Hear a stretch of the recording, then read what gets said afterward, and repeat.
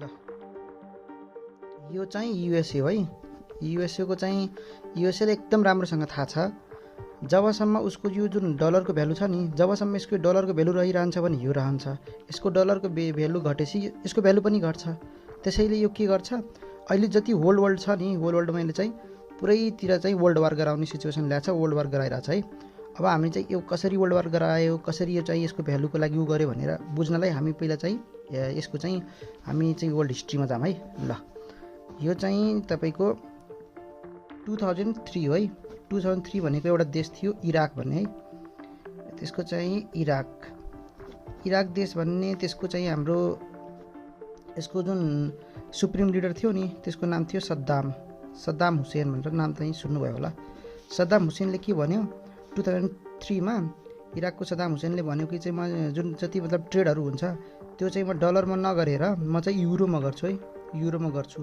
अनि यसलाई चाहिँ इन्सेक्योर फिल भयो युएसएलाई। त्यसपछि यसले चाहिँ सद्दाम हुसेनलाई एलिमिनेट गरिदियो।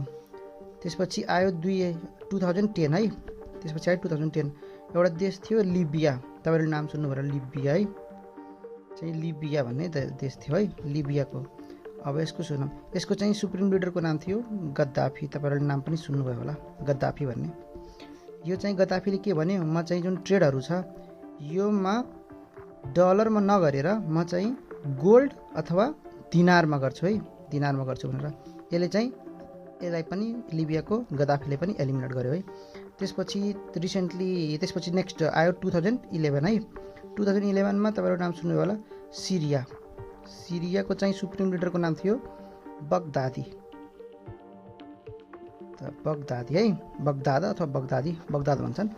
त्यसपछि यसलाई चाहिँ 2019 मा चाहिँ एसेसिनेट गरे है।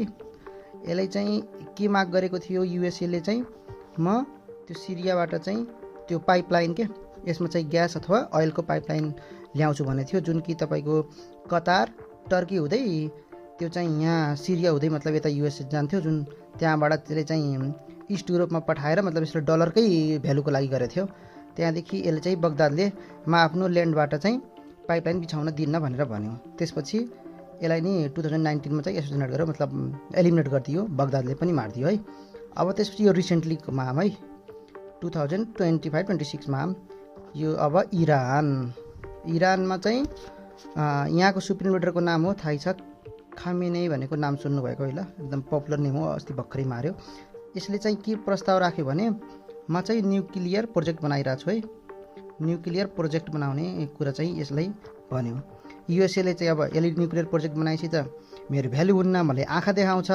अनि जुन कि युएसएले म्याक्सिमम तेल र त्यो ग्यासहरू योबाट किनिरहेको थियो, अनि मैले यो सोच्यो कि अब यताबाट मैले चाहिँ ग्यास र उहरू किनिरहेको छु, यसले न्युक्लियर प्रोजेक्ट बनायो भने फेरि चाहिँ मलाई चाहिँ भ्यालु दिन्न, म त पैसा धेरै दिन्न, मतलब सस्तोमा ग्यास र अयल किन्छ, भोलि त आँखा देखाउँछ, अनि मेरो चाहिँ डलरको भ्यालु फेरि घट्छ।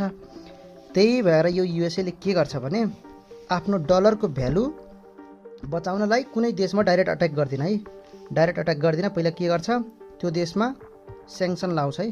स्याङ्सन लगाएपछि चाहिँ त्यो देशको इन्फ्लेसन बढ्छ, इन्फ्लेसन बढेपछि चाहिँ त्यहाँ चाहिँ अब 10 रुपियाँको सामान 100 रुपियाँको सामान 1000 भएपछि त्यहाँ के हुन्छ, सिभिल वार आउँछ। आफ्नै कन्ट्रीको रेजिमीमाथि त्यो मतलब मान्छेहरूले चाहिँ वार गर्छन्, त्यो फाइनेन्सियल चाहिँ इन्स्टेबिलिटीहरू आउँछ। त्यसपछि यो चाहिँ युएसए के गर्छ कि यहाँ आएर त्यसपछि उ गर्छ कि बचाउनको कोसिस गर्छ कि मैले बचाएको, मैले उ गरेको भनेर। अनि सुरु पनि त्यसैले त गराएको होइन र, त्यही भएर यसो गर्छ।